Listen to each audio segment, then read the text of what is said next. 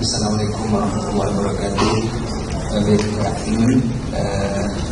I've been given the task to talk on HPV vaccines, the overview and updates. Let me begin with the history of HPV. In 1930s, Dr. Richard Cho in Rockefeller University had noted horn-like spots on the infected rabbits, and he thought the was were caused by a virus. Not until 1949, scientists discovered HPV as a virus found inside skin walls via electron microscopes. Later, researchers discovered multiple strains in various species and growth.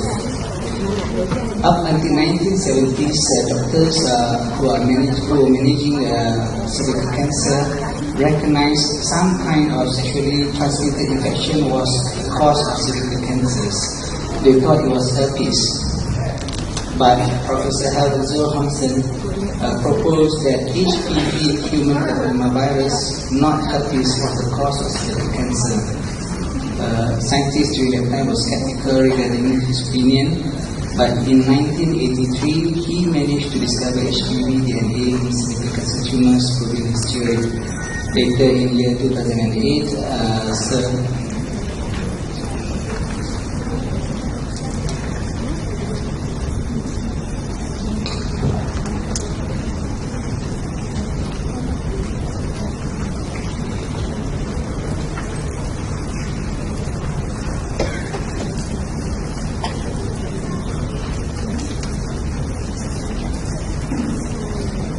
Sugar Rush to LSE project.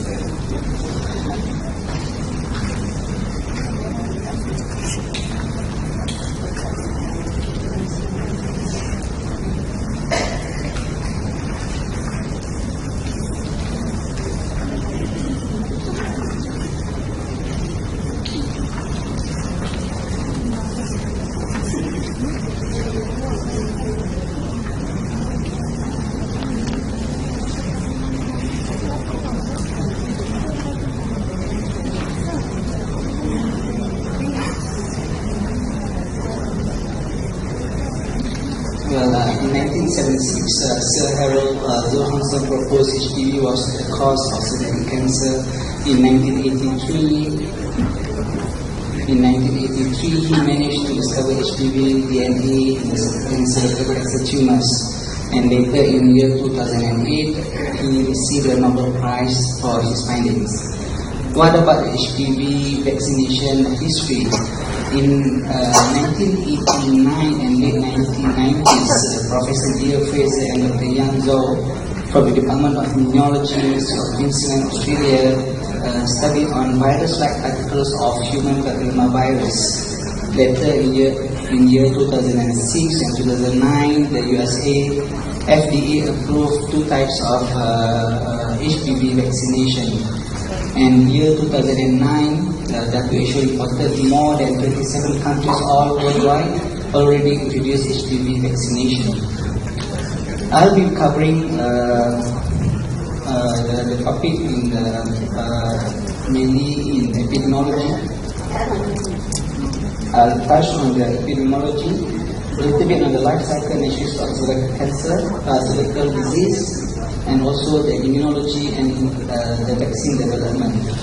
With regard to HPV vaccination, I will be touching about the immunogenicity and efficacy, safety, and cross-protective efficacy. We have seen this slide before. Global reported that more than 500,000 women were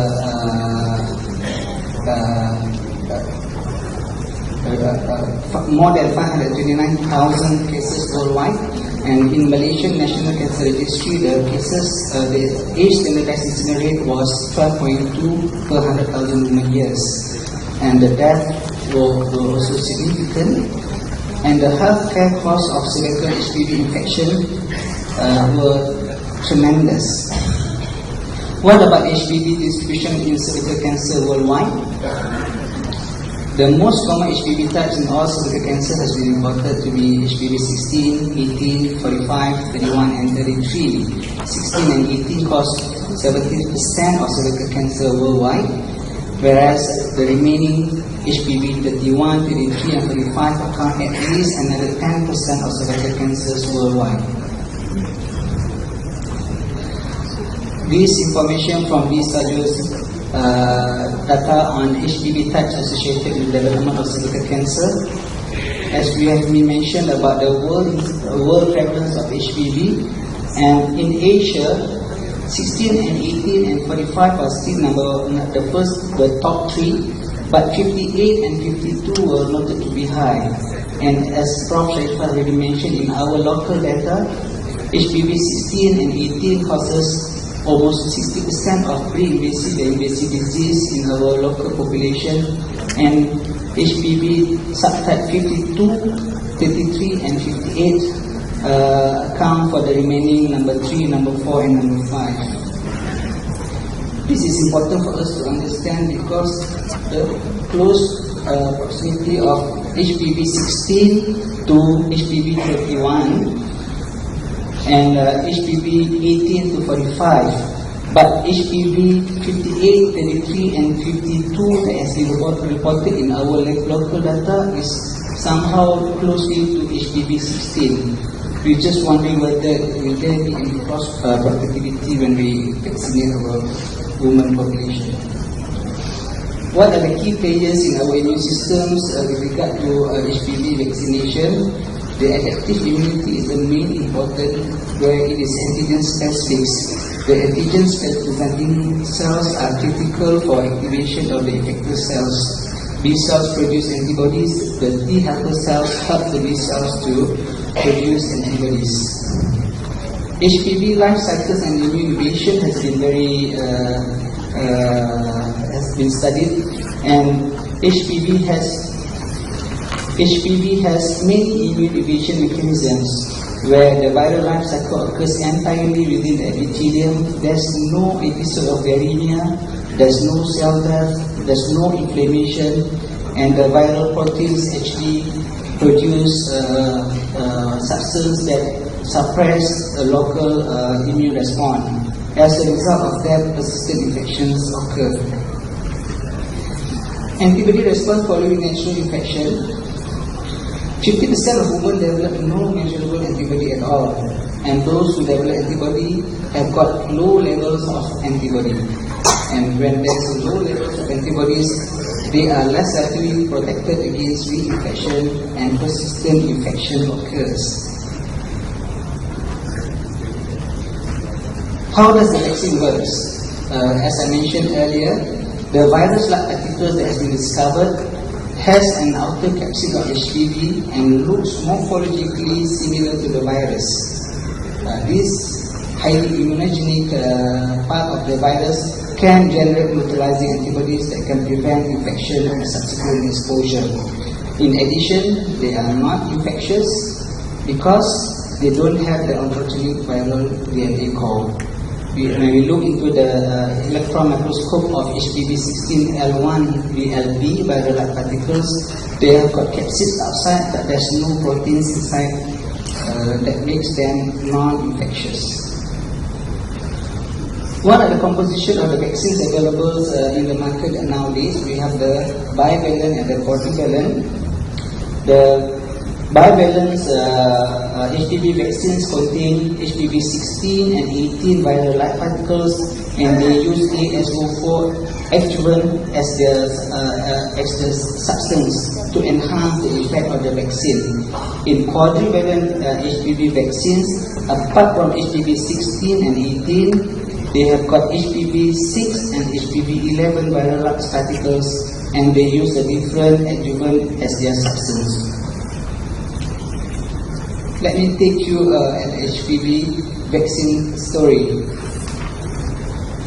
Back before the beginning of HPV vaccine studies was started before the year 2002. Later in the year 2002 to 2005, there have been numerous phase 2 and phase 3 clinical trials to look at the efficacy and safety of the HPV vaccines. In the year 2006, quadrivalent HPV was launched. Clinicians make aware of the availability of HPV vaccines. Later in the year 2007 and 2008, data from the previous study were released. The use of vaccines has spread worldwide, and as a result of the new data, there were there were issues regarding mid-adults, which is not part of the group being immunized. There were also queries about sustained immunity, whether the vaccination can sustain longer period, and the extended protection against other subtypes HPV. In the year 2008-2009, clinicians becoming better aware, but then the end users are still not aware thoroughly about HPV vaccines. During this period of time, there were issues regarding choice, which one to be used. Because 2006 quadrivalent was launched, 2009 bivalent Severix was launched. So there was a matter of choice. There were concerns about safety. There were concerns about longevity of the vaccinations and what type of programs, immunization that are suitable to be used. And of course, the last 1 or 2 years, more indications, more information about the HPV vaccines and new vaccines has been developed. What are the main HPV vaccine trials that we have? For Gardasil, they have got principles of approved studies. They have got Future, which is a female united to unilaterally reduce embryo and ectocervical disease, which looks 1, 2, and 3, which looks into the efficacy and the immunogenicity of Gardasil. They have got Protocol 019, which looks into the usage of vaccines in male. They have got the immunogenicity study in adolescent and sentinel cohort study. For Severix, they started with Protocol 001, 007, which looks into the efficacy and safety. Patricia trial, again, extended safety and efficacy immunobridging studies. This slide shows us regarding the clinical trials that have been conducted by both companies with regard to the vaccine efficacy, safety, and immunogenicity. All were double-blinded, randomized, placebo-controlled trials. MSD started way earlier in the year 2002. They were looking into efficacy studies and looking into the endpoint was CIN2 or worse, VIN1, VIN and VAIN in women aged 16 to 23 years, and they have been continuing following these reports. They were also looking at the adolescent immunogenicity, as I mentioned to you, and they were looking at the efficacy in the mid-adult woman as well. Severix started a bit later, and they were also looking at the same profile.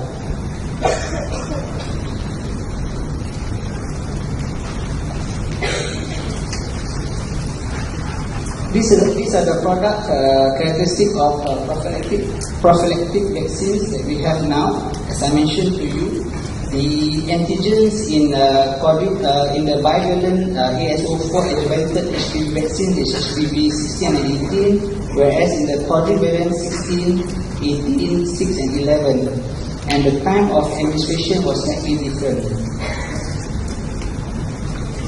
The AS04 adjuvanted bivalent HPV vaccine shows high and sustained anti-HPV 16 and 18 neutralizing antibodies up to 8.4 years, which shows that in HPV 16, the titer of the antibody was more than 7-fold higher than the natural infection.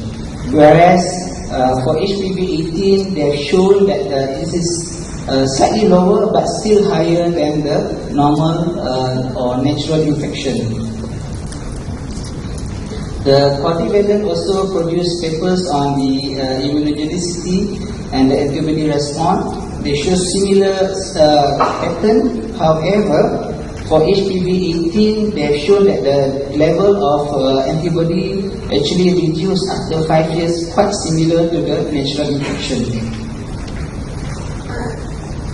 The bivalent HPV vaccines shows efficacy against CIN2 or more in their final analysis of phase 3 trials after almost 3 years of study. And that goes the same for quadrivalent vaccination. And when they were looking into combined analysis of 2 phase 3 trials, Future 1 and Future 2 study, almost 18,000 women at the age of 15 to 26 years old, and with the mean follow-up 3.6 years, they found that the vaccine efficacy is 100%. This is a summary of all the efficacy study for both vaccines available in the market. The vaccines, the endpoint, they were looking at the development of CIN2 and 3 or adenocarcinoma in situ. And when we were looking at the HPV 16 and 18 or both, the vaccine efficacy, it was actually 90% or more. For quadrivalent HPV vaccine, apart from similar efficacy for CIN2 and 3 or adenocarcinoma in situ, they have actually demonstrated the efficacy of the quadrivalent vaccines against protection against the development of VIN2 and 3 or VIN2 and 3. And also they have got supports with their papers regarding the protections against genital warts, nearly 100%. So what are the summary of in regard to the efficacy? Both vaccines are highly effective vaccines with more than 95% efficacy in women who were tested to be not infected with vaccine HPV types at the time of vaccination.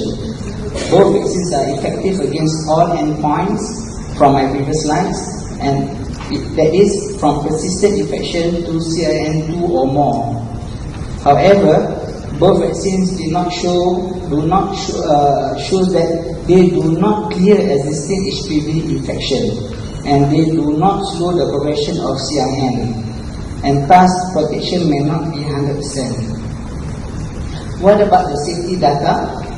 The bivalent HPV vaccines have pooled their safety analysis of 11 trials, and they have reported that for both HPV and the pooled control groups, there were no difference in terms of women reporting side effects, serious side effects, any medically significant conditions, any development of chronic disease or autoimmune disease. Data also has been collected with regard to pregnancy outcomes for bivalence and also for quadrivalence.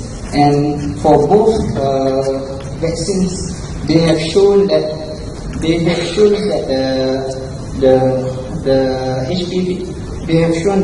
HPV vaccines were not associated with increased risk of adverse pregnancy outcomes beyond those found in the general population. So in summary, with regard to safety, both vaccines are safe. Pain, redness, swelling are the most frequent symptoms reported. Systemic adverse effects were comparable to control groups, and pregnancy safety were comparable to the general population. What about cross-protectivity? We know that 16 and 18 cause 70% of the cervical cancer. And when we combine 16 and 18 HPV subtypes with 45 and 31, they account almost 90% for adenocarcinoma, and they account and 76% for squamous cell carcinoma.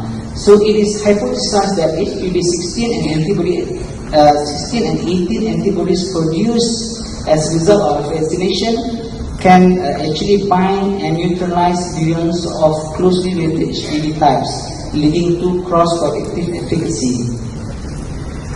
As I mentioned to you just now, in Malaysia, the first two was 16 and 18, the study that has been reported by Prof. Sharifah earlier this morning. But number 3, number 4, and number 5 was 52, 58, and also 33. So we are not sure whether our cross-protectivity will be any beneficial or not. These are the paper that shows the cross-protectivity of bivalent HPV vaccine against SIN2 or SIN3, irrespective of HPV type in the lesion. In the end of the study analysis, the therapeutic vaccine cohort, which is naive to any of the HPV subtypes vaccine, the protection against SIN2 and SIN3 was 65% and 90% efficacy.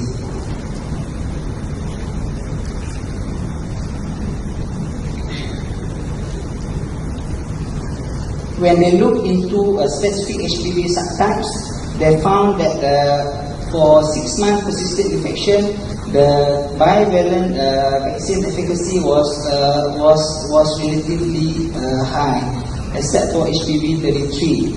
And when they look into the production, the development of SIN2 or more, the vaccine efficacy also was noted to be relatively high. The data on the quadrivalent vaccine also shows similar response, but slightly in terms of percentage. And when they look into HPV specific subtypes, the protection against cross protection was also to be noted to be relatively high. So in summary, the cross protection with AS04 with bivalent HPV vaccines shows substantial efficacy against SIN3 or more, irrespective of HPV subtype, and the efficacy against 6 months persistent infection and SIN2 or more with the individual HPV 31, 33, and 45. The cross protection for quadrivalent also was noted to be high. So how to make the vaccine work practically? Vaccine that we want is actually those which is effective and safe, affordable, easy to transport, store and administer. We need to have an infrastructure and a well-organized program which are user-friendly, known and accepted by providers and population, and sustainable and supported by policymakers. Vaccines need to be given before sexual exposure. It needs to be high in coverage, just like secondary prevention. And we need to know how to reach the underprivileged groups, especially in areas with no vaccination program.